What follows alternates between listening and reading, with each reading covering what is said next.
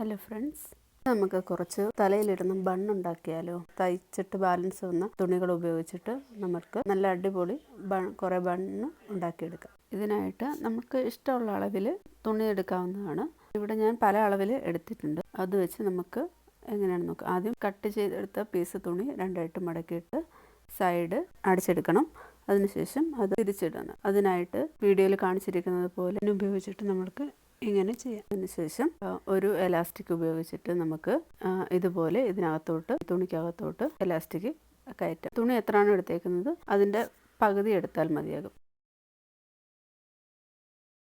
അതിനുശേഷം എലാസ്റ്റിക്കിൻ്റെ രണ്ട് ഭാഗവും കൂടി കൂട്ടി യോജിപ്പിക്കാം.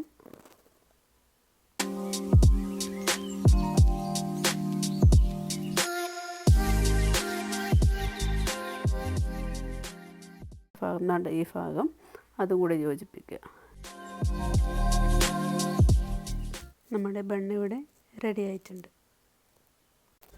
വീഡിയോ ഇഷ്ടപ്പെട്ടാൽ ലൈക്ക് ചെയ്യണം.